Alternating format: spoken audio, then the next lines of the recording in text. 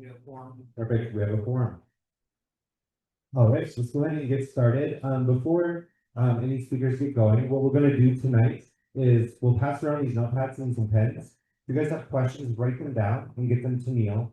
And that way we can make sure questions go in orderly, quick fashion. We are only gonna take a few questions tonight in person, and then everything else, if possible, we will just email directly to the sheriff's office, Sheriff Jesse. If there's anything super pertinent after that too. So we'll make sure that every question gets answered at some level, but to keep tonight going a little smoother, we're going to write down questions. Do you need us to hand those out? Yes. Or is Neil gonna do it? Oh, Leo's gonna. Okay. Perfect. Other than that, have we good? Okay. All right, sounds like we're good. Does anyone have any questions before we get started? Perfect. Well, with that said, Sheriff Jesse Slaughter has offered to come and speak with us about what is happening up at the jail and with our county. So you guys are all welcome, Sheriff Slaughter.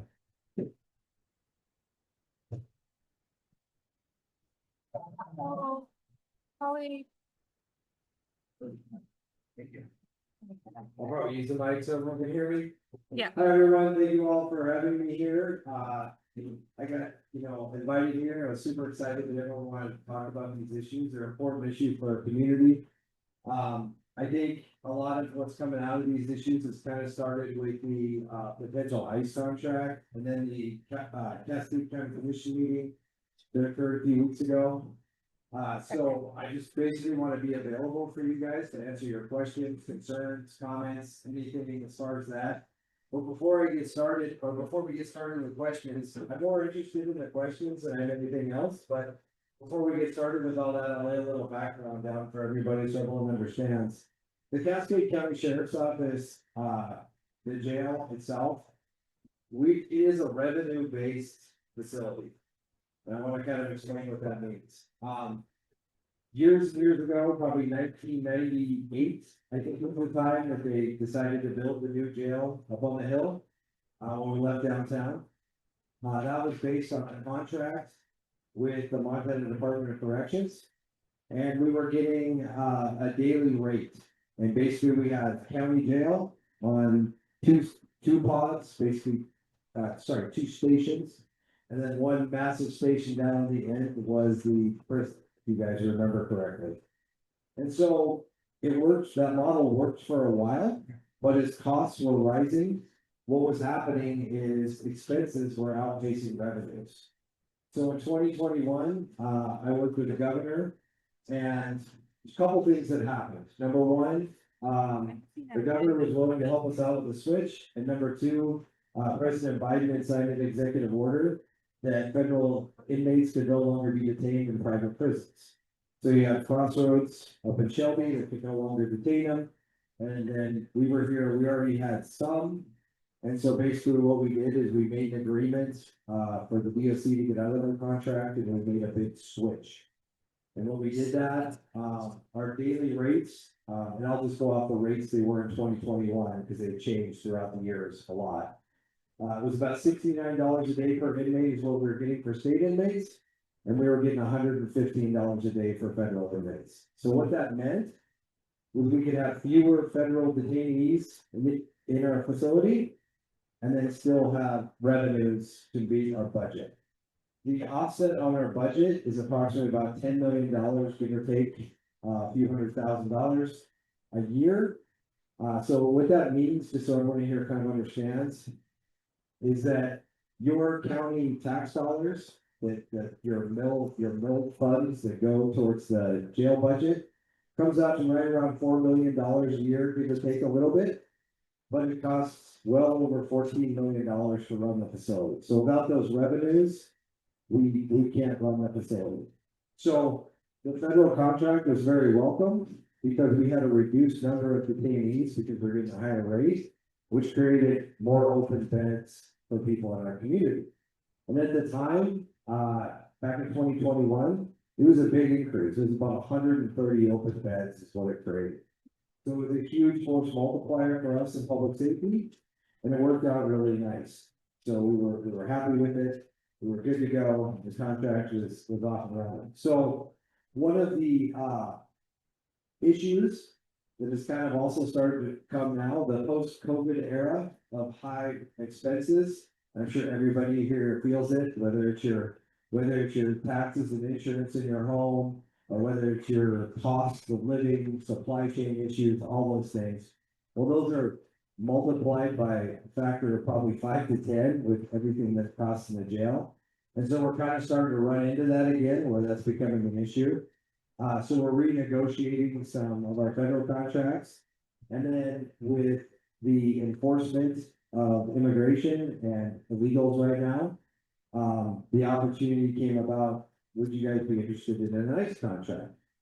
And so the ICE contract, starting, level, is about $135 a day, so it's $20 a day more than that. So yes, we were intrigued by that, and we entered in what's called a white paper. It's basically negotiations for costs on that. And the reason is we already hold ICE detainees anyway, so it kind of makes sense that we're gonna hold them at a higher rate versus holding them at the federal marshal $115 a day rate. So, that was kind of like the start of the conversation and some of the educational pieces that I was trying to put on the record during that meeting at the county commission a few weeks ago. And so that's kind of where we stand, and I'm super interested, honestly, to hear questions and comments from you citizens about that. Yes, sir. Rod, sorry. I'll call it. Question about what legal requirements are you supposed to follow with this one? That's a big question. What do you mean exactly? Now, what do you have to do in order to be able to secure that $335 per unit per person? First year. Okay, so at this point in time, it's the same as the US Marshal contract. So same as we do every single day. So as long as we follow the guidelines of the Marshal contract, we're good to go.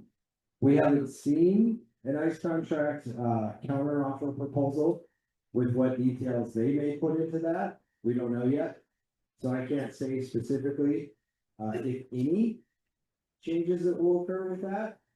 So oftentimes, common things are, you have interpreters available, you have like the technology for interpretation, for people who speak different languages and things like that. That's a common thing, that might come in an ICE contract, where you have those, either those services, or today with all the different technology, sometimes it's a technological piece of equipment that could do that.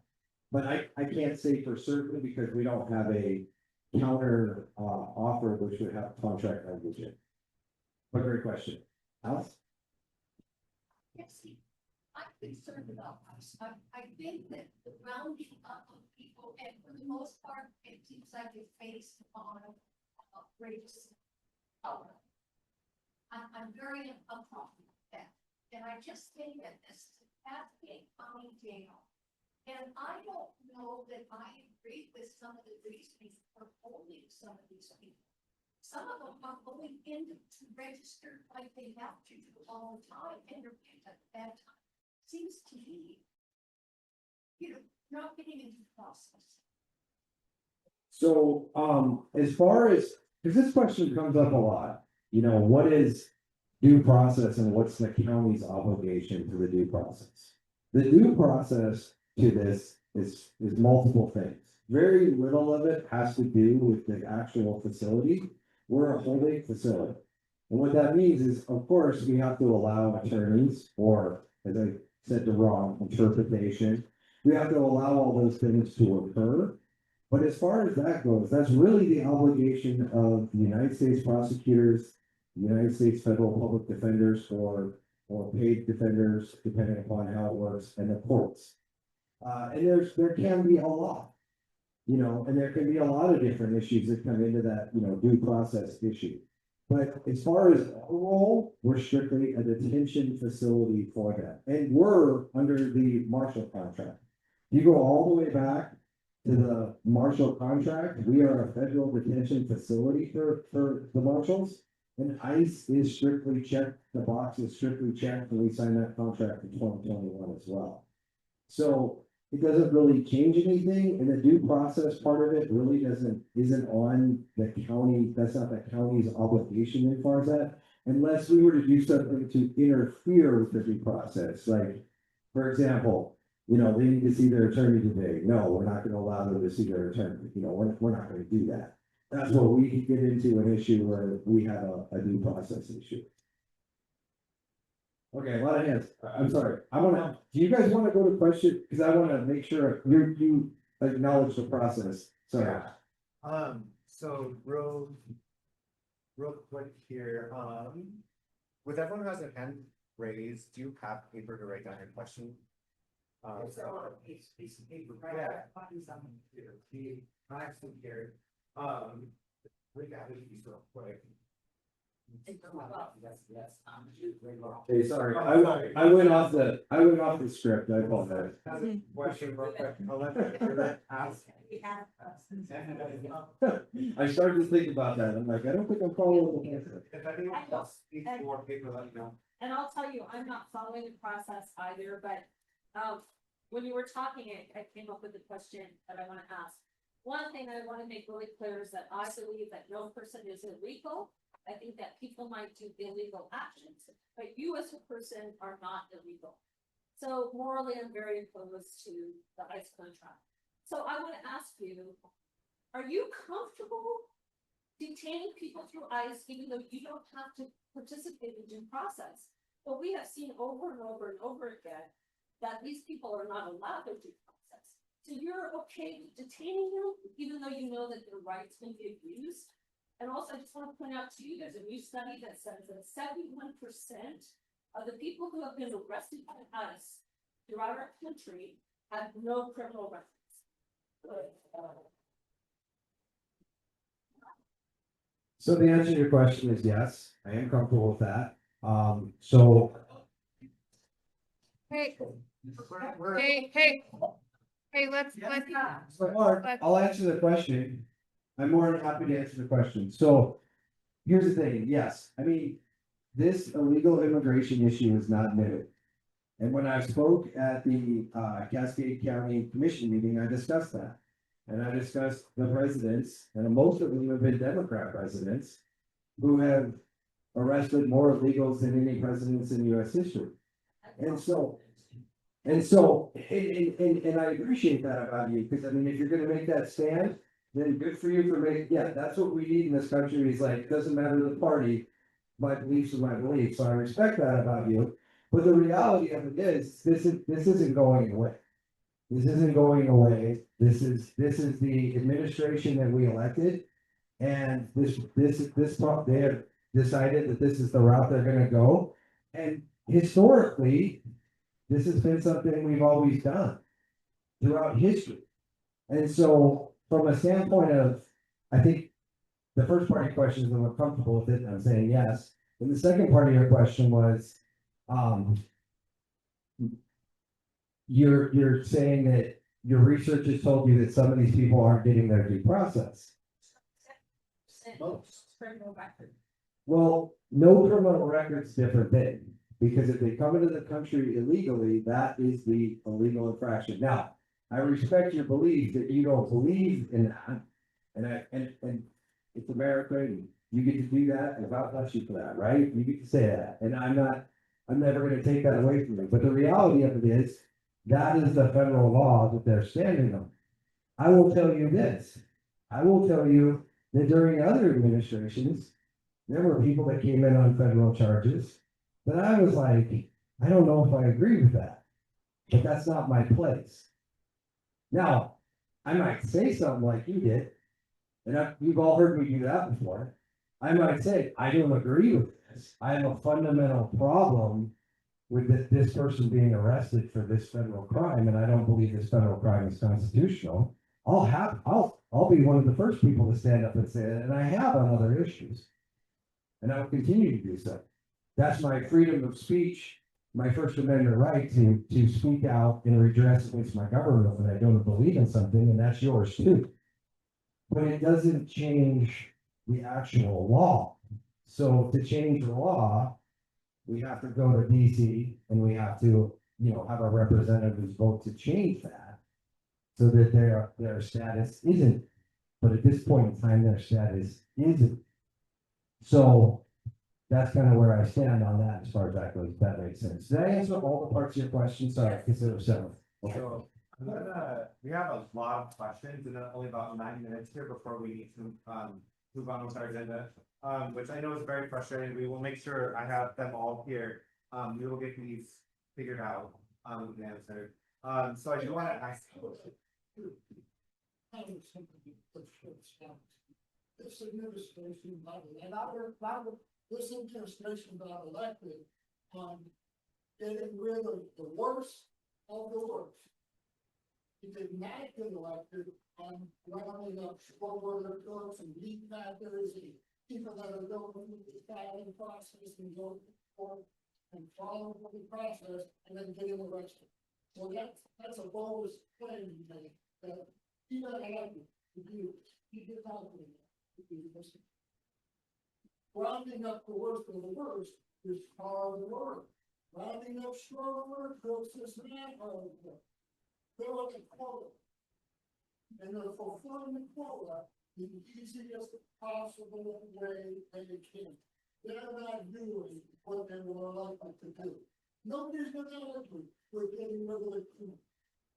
We're gonna argue about getting rid of hard-working people that are paying taxes, going through the asylum process, doing what they're supposed to do, not rounding up the weakest of the weak. And the vulnerable is like that. Oh, that's one.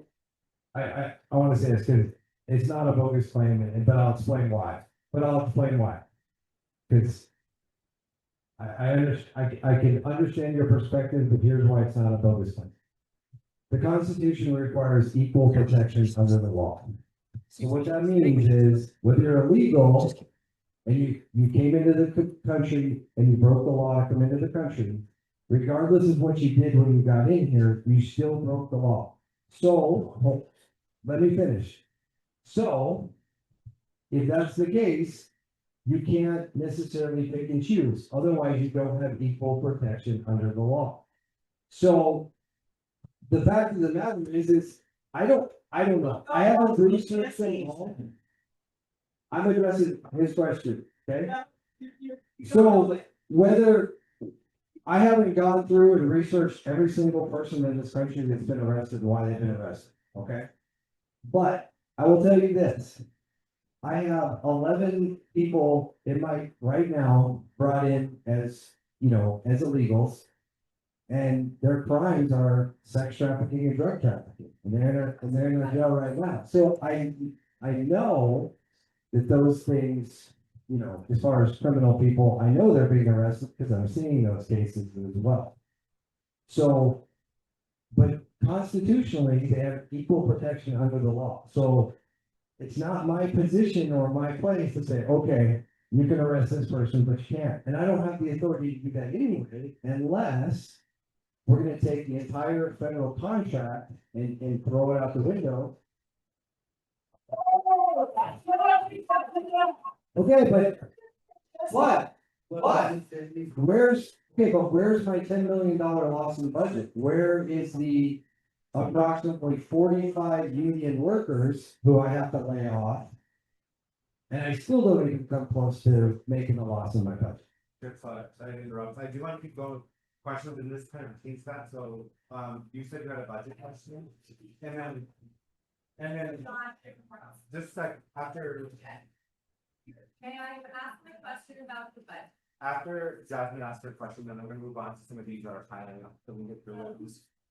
So Jesse, we want to talk about budget. You keep letting people die in the jail. They're not getting equal protection under the law because it's about it, and that's only because you have access to the justice system to sue people. So it doesn't matter whether or not you think morally it's okay to be doing this, the fact is, you have full narrative that you're overcoming. And people keep dying, overdosing, and work happening in your state. So why are we taking on the liability of holding federal people who may connected to discussing morally that we don't agree on? when that does not make our world safer and all works in fire. I do not see how this budget's out. So can you explain to me, when we come up prisoners alive here, why we should bring prisoners here that are not making this local community unsafe, and will not believe the narrative that I spoke to speak of 2021, that we are all getting worse. Those lies will not stop here. So please tell me, if you can't keep the prisoners you have alive, why would you ever try to expand? Okay, so first of all, I didn't lie. I just explained that the same contract was in place in 2021 as it is today. That's exactly what I said. I did not tell a lie. So, to your question, I would love it if we had a local county jail and that we just served the people in our community. That would be a dream of mine. I ran the numbers. If I laid off 45 detention officers and I cut everything I can think of in the budget, everything I can think of, I'm still over $5 million shortfall in my budget. So where does that $5 million come from? No, we did not pay out $2 million for 2 guys. That's not factual. The exact number was 700,000. So, but this is the point though, and I get that you're emotionally charged about it, and I do, I respect it.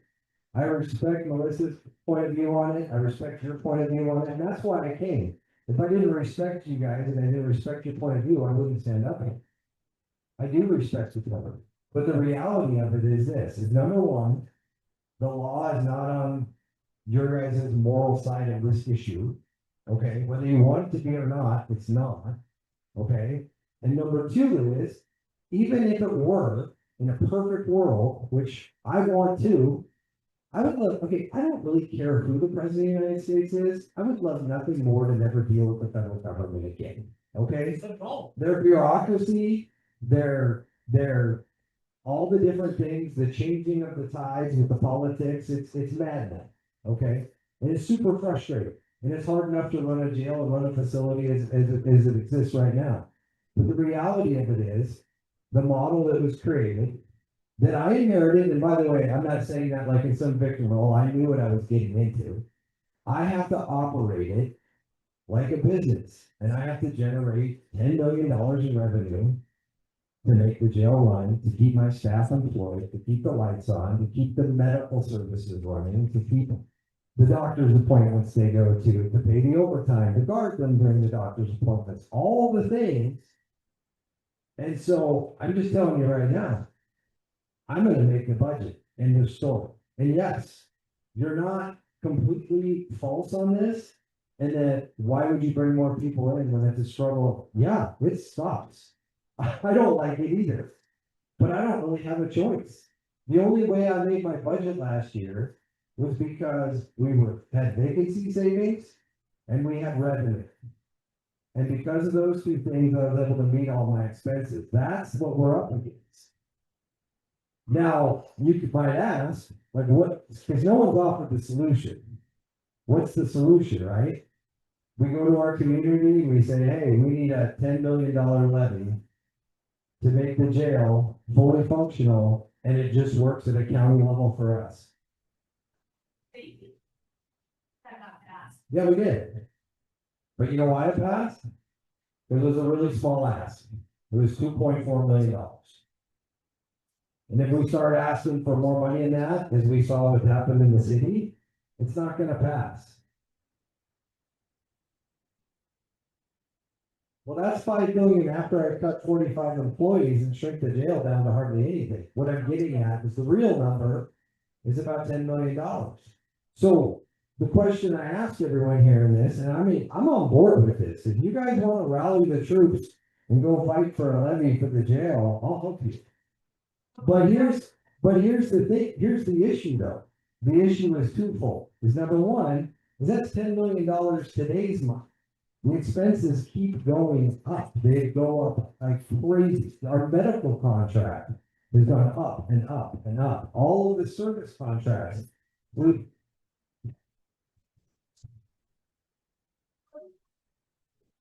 No, not with this contract, no. So, yes, there was. It was before I was sheriff, and it was when Planned Parenthood was our medical contractor. There was, and they indemnified us in that contract. And that was one of the reasons they no longer could maintain medical services in the jail because of their, oh gosh, I just forgot what it was called, their insurance, malpractice insurance, thank you. And we've even looked at this, we've even looked at the county taking over the medical service. We've looked at it, and we're still looking at it, it's still on the table. The problem with that is, and Jane Weber, who served as a county commissioner, can attest to this, is that we have to take on the malpractice liability. Now, malpractice liability insurance through MACO is not that expensive. It's actually pretty reasonable until you get one medical malpractice lawsuit. The other issue we're gonna run into is this, is we have a union contract problem with the salaries that our union contract nurses get paid at City County Health, and they would all be in the same union. So we're talking with HR right now, trying to say, are correction nurses different, so they get a different higher wage? And so we're trying to navigate through all that, but we're looking at that type of stuff as an option. But at the end of the day, it's $10 million today's money. And the other issue we're up against is the legislature changed the levy laws. If any of you are aware of this in here, they just passed a bill that now is 4% the rate of inflation over the average of the last 3 years. It used to grow, levies used to grow when you pass them at the actual rate of inflation, so they actually kept up with the costs. They don't do that anymore. The legislature basically capped it. Now, there's some nuance to that and some legal research and some stuff we're trying to still figure out. But the truth is we really won't know for about 1.5 years because they also delayed that law going into effect for a while. So we won't know for 1 year or 2 what that actual budget impact would be. So, I mean, I'm open for any option. I'm not sitting up here saying I have all the answers. I'm telling you guys, we really, regardless of your moral belief or your legal belief about it, we really don't have a choice. How many lives are worth your contract? How many lives, knowing that people are dying as a result of this process of which you are a part? How many lives is your budget worth? So I'm not sure how you're asking that. You mean having a federal contract cost lives? Is that, I guess? Let's turn to some of the, Sharon, I know, I really appreciate you asking questions, but we had a lot of people that gave us questions, so we're gonna take over the questions part. But we should write your question down either way, and we'll try to get to it, but Matt has several questions to ask. So we're gonna start on these questions that everyone has written down. Yeah. Oh, sorry. All right, so this question, are you going to have, our police stand by as ICE, commits? I cannot read that word, there we go, unconstitutional acts. What steps are you going to take to make sure that ICE doesn't invade our schools, churches, so on and so forth? Are you prepared to be a social pariah when ICE commits these unconstitutional acts and great falls? Did you try to negotiate for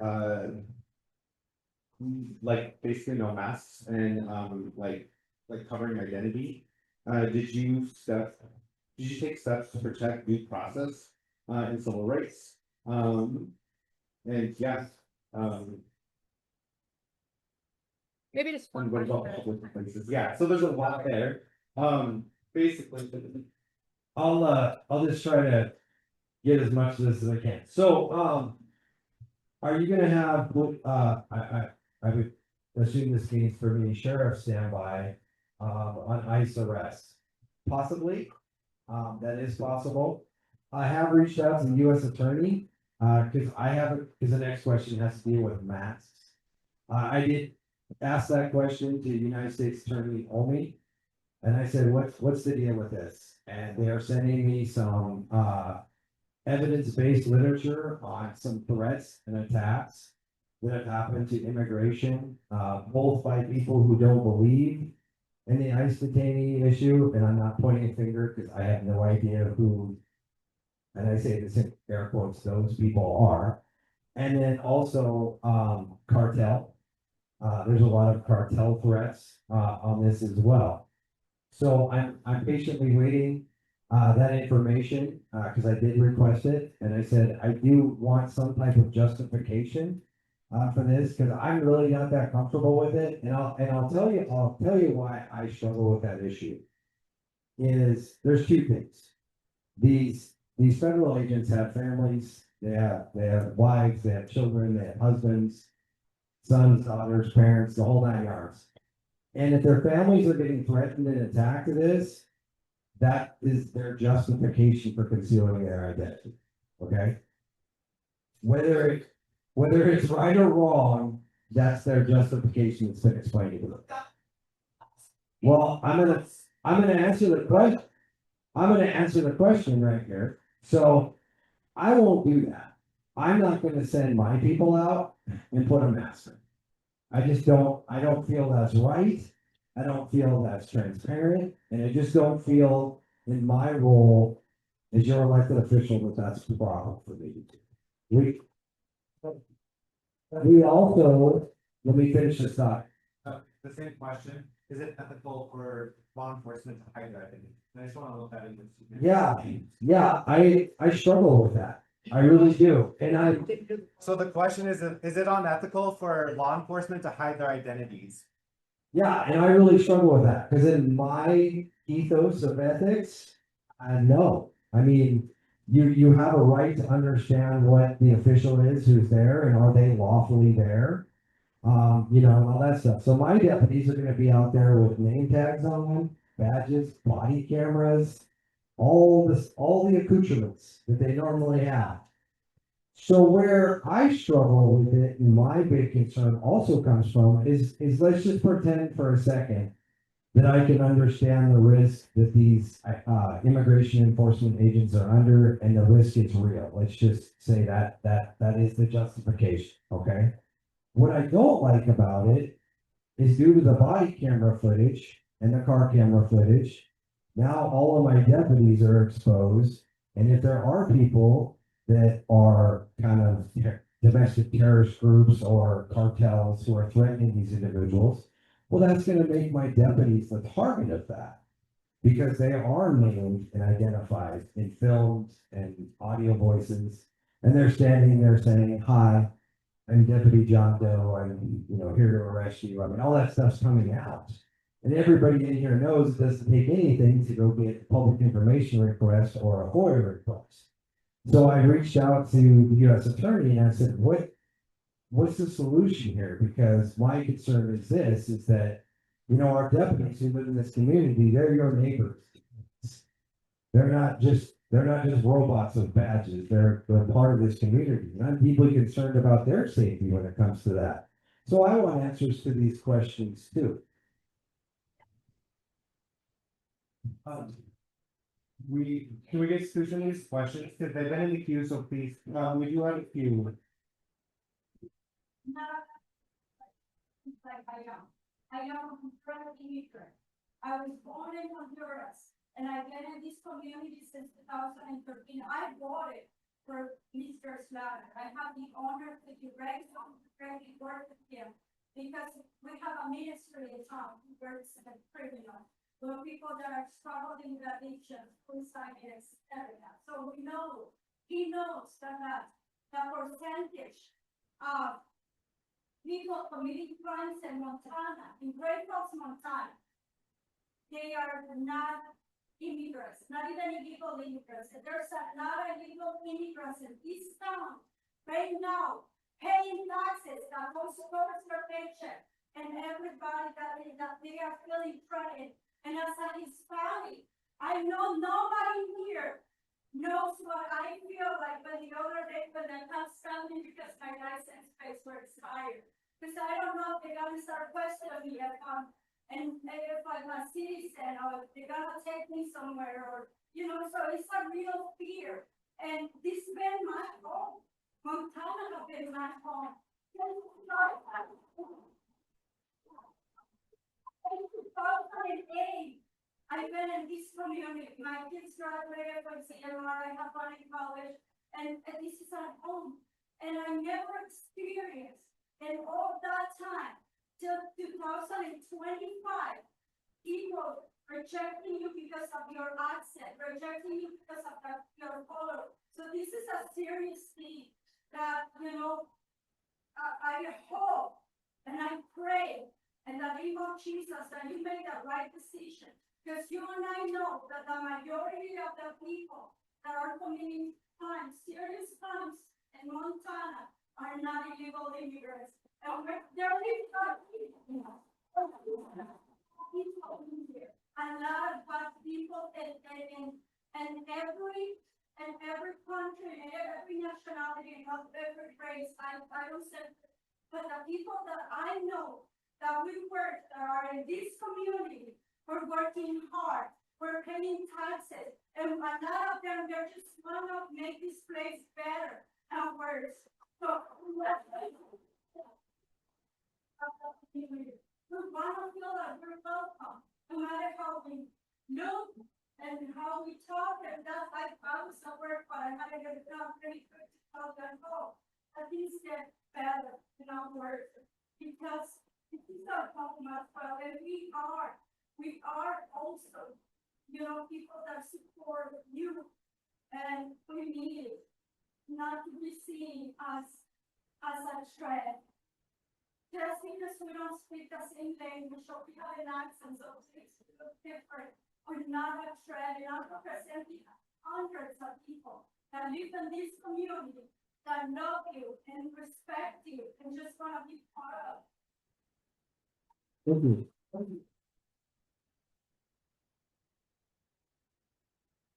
What are you doing to facilitate the rights due process, Montana, or, Miranda rights, of the detainees? So I believe I already addressed this. We are a detention facility. So, and I will say this because a lot of conversation has come up about Cascade County and our community. We haven't seen hardly any people that have been detained or arrested out of our community. I will tell you, some of our Indian reservations, we've had some cartel gang activity on those, and those people have been arrested out there. And believe it or not, so far what I'm seeing is Bozeman is probably the most common place that we're seeing them, where they're arrested and they're coming here to be detained.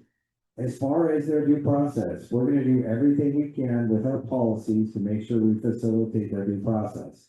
Now, if a person who is on an illegal status hold, and let's just say for argument, that's the only thing they're on, no other, well, it wouldn't matter, but just for the sake of this audience, and they commit another crime in the jail, then yes, we are going to read them the Miranda rights, make sure they have their due process, make sure they have their initial appearances, and so forth. All right, the next one is, kind of two parts. Some people ask the same question. How many private contractors are being paid by the state and federal employees? And then the next one is, what's the value for all of those contracts? It's kind of lumped into this next one. So is there a place to research those publicly? And then how do we gain access to the ICE contract? And then, counter proposal, is it public record? So finances and then that contract being public. So yeah, I'm sorry, what was the first question? Because there's so many, sorry. I got stuck on my two other, how many private contractors are being paid by the state and federal employees? I really don't have any idea. I don't know, I'm not aware. It's not my lane. I could tell you about county stuff, but I don't know, they can't answer that question. What is the value of all of those contracts? Okay. Several millions of dollars. I didn't bring my budget with me today to go over it. I've talked about it publicly before. I want to say just the Marshall contract alone is right around $6-7 million. just the marshal contract alone, if we're talking about federal contracts. If you add ICE detainees in there, it bumps that number up, because again, that is all being done under the marshal contract, so it just bumps the numbers up. Including bonuses, increases. There's no bonuses, in the contract.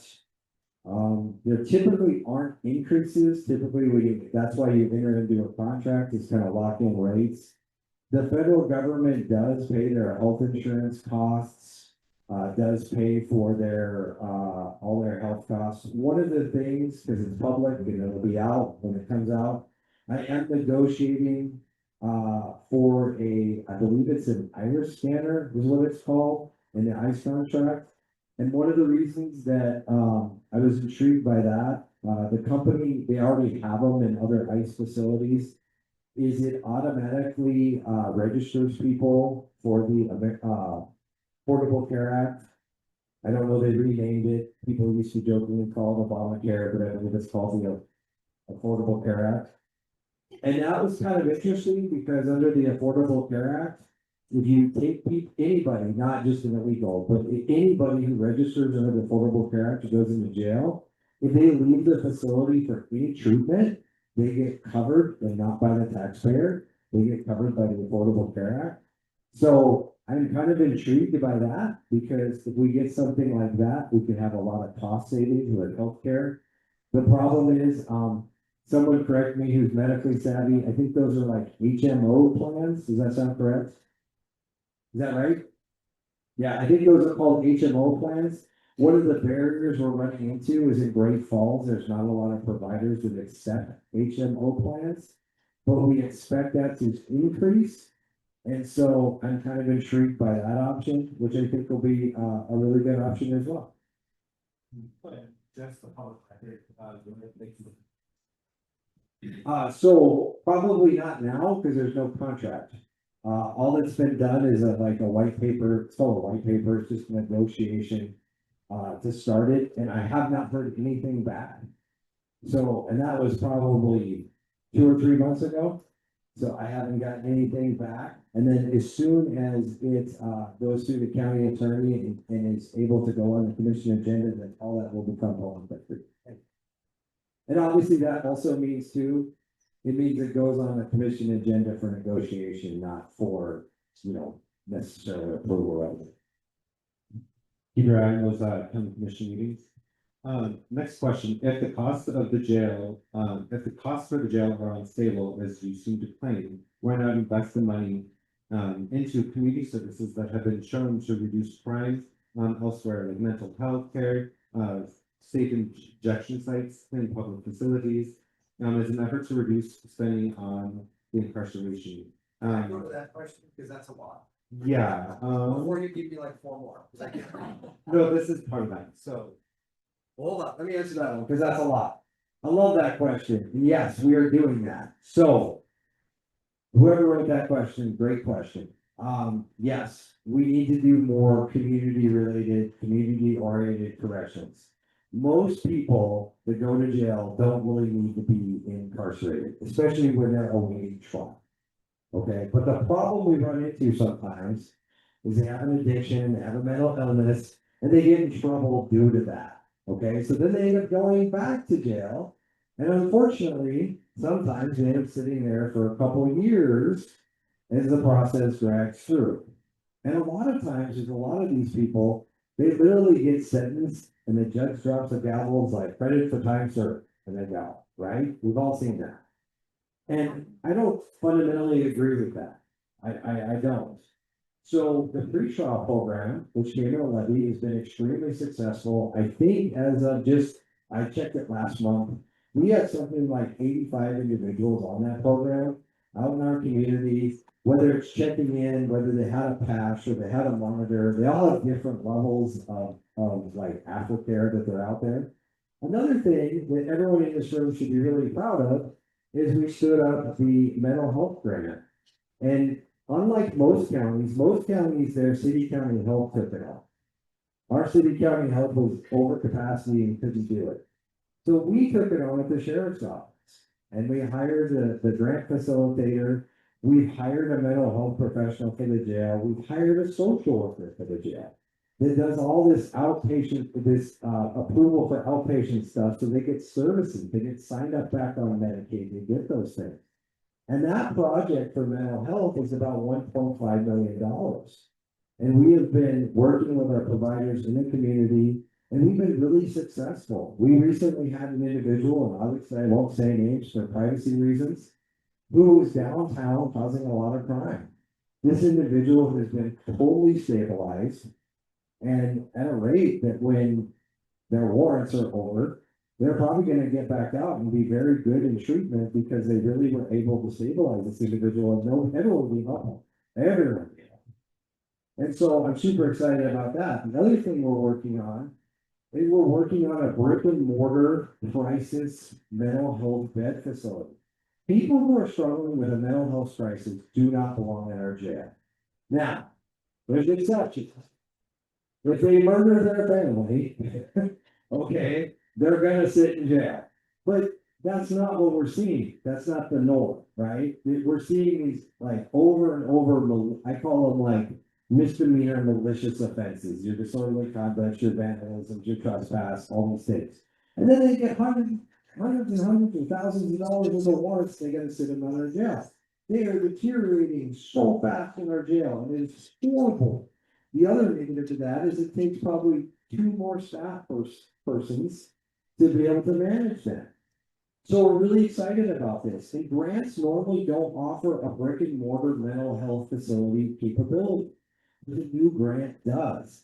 And we're working with a provider to get it done, to get it to completion. And so with these, when law enforcement interacts with someone out there who's struggling with a mental health crisis, their first stop is not jail. Their first stop is take them to the mental health treatment facility where they get put on medication, they get, cared for, and then hopefully they go out into our society and do good things.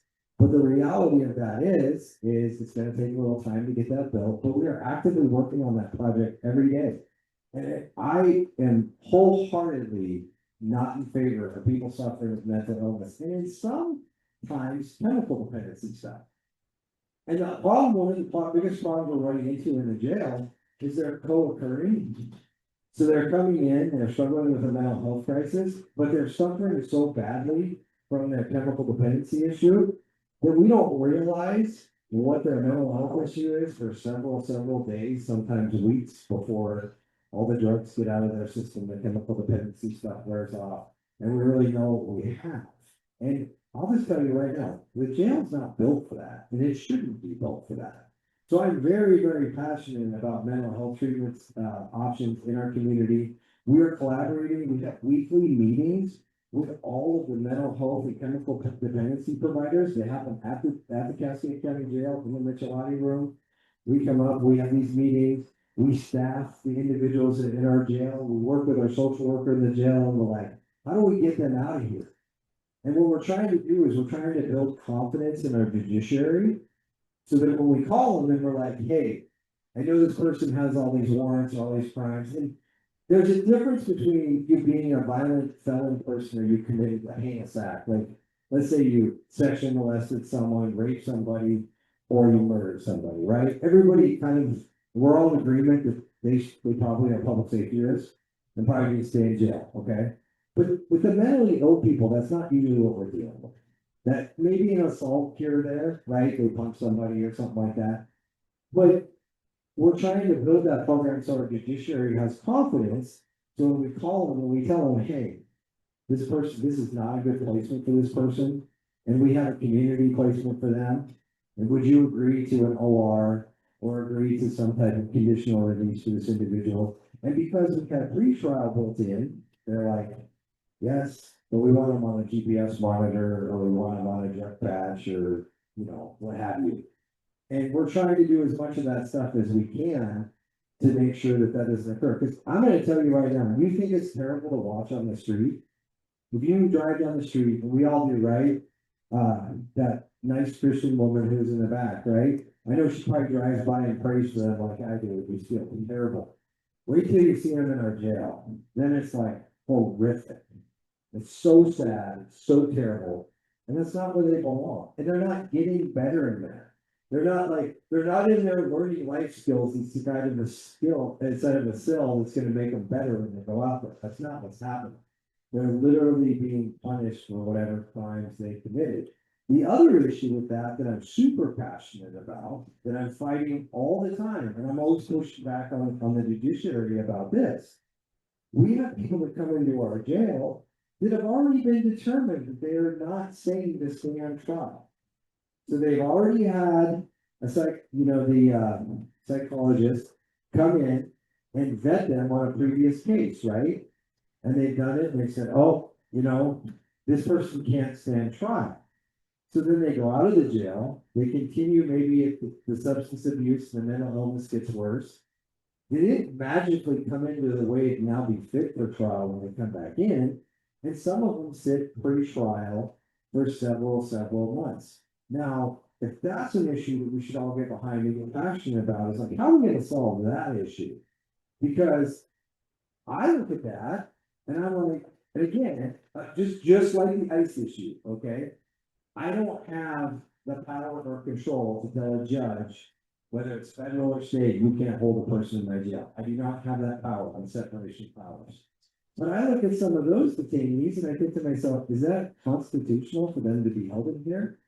So I'm hoping through this mental health grant and this process that we create a different avenue for people like this that are struggling, so they get clean and they get on the proper medications, so they don't ever come back to the jail. Because I'll tell you, like, if you really see people who get successful with their mental health treatment, you know how you know they've been successful? You don't see them anymore. They're not in your jail. And so I think that's a huge issue, and I think that's a great question. Due to time, this is gonna be our last question that we can ask. We have all the other questions saved and we'll discuss more here in a little bit. We do have your questions and we'll make sure they get relayed. So this one, why can't you as a constitutional sheriff simply tell the state and feds you won't jail anyone who hasn't been afforded the constitutional right to be justice? So if I knew that was actually legally the case on us, and here's the thing. Let's break it down to, you have to break it down to a specific case. And if I find out that somebody hasn't been given their constitutional due process, I do fight back. I'm not gonna name the judge, and I'm not gonna give the details because it's been worked out, but I've done that before. I have seen people that have been placed in our jail that don't have their constitutional due process. I'll give you one example that I'm more than happy to share public. We ran into this with our Belt and Cascade contracts. And what had happened is they had contract, judiciary, and contract prosecutorial services. And we tried to put in our newest contract that Josh Rackey would take all those prosecutions and all of them would go through JP court.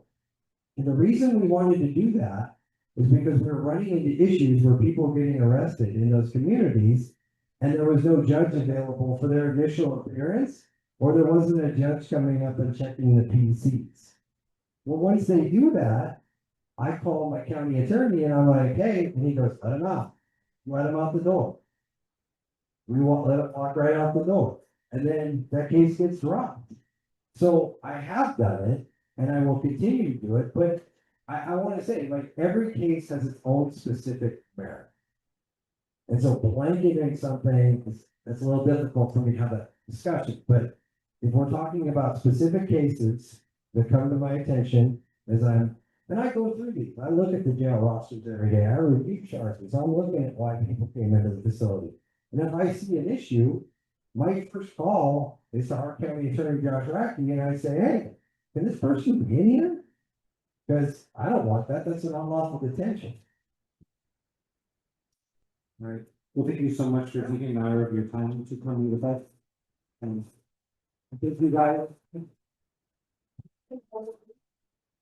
So for questions, Jay Slaughter at Cascade County MT.gov. If you go to the website, it's right there on the sheriff's page. My cell phone number's on there. You can text me questions too. I'm good with that. Please text me so I can read them and answer the question appropriately. or email me if you have more questions, but no, these are all great questions. Thank you all so much for your time.